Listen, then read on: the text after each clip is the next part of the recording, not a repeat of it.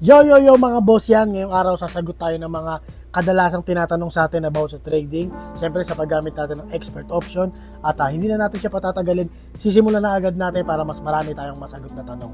So unang tanong natin, ang pinaka-minimum natin dito ay 600 pesos. At paalala lang para sa mga bago dyan, at meron tayong demo balance kung saan pwede kayo mag-practice muna bago kayo mag-trade. So yan, sinasabi ko to para hindi lang kayo basta-basta deposit. At make sure nyo rin na gumagamit kayo ng mga promo code natin para makakuha kayo ng mga bonus at pwede rin madoble yung inyong di-deposit kapag gumamit kayo ng mga tamang promo code. Natanong nyo, sa kayo makakita nyan, meron tayo sa Telegram niya na mamaya pag-uusapan natin kung paano kayo makakasali. Ayan, about do sa deposit, minsan nakikita nila may pangalan sa GCash.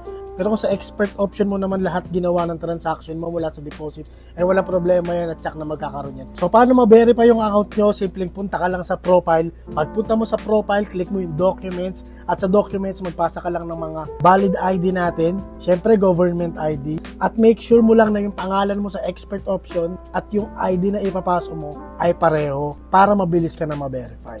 Tutorial ng step by step yan para sa hindi nakakaalam. Kung naghanap kayo ng tutorial mula sa umpisa, meron tayong YouTube channel para dyan.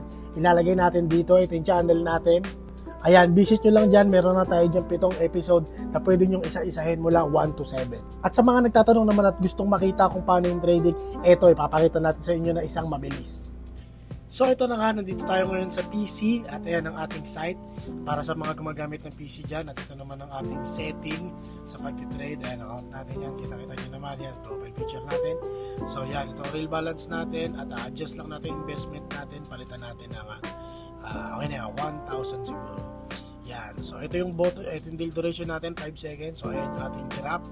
So mag-trade lang tayo using this, yung sell at buy button natin. So ayan, at nag-sell ako sa part na yon dahil nakita ko na tumaas siya, baka sakaling bumaba at bumaba naman.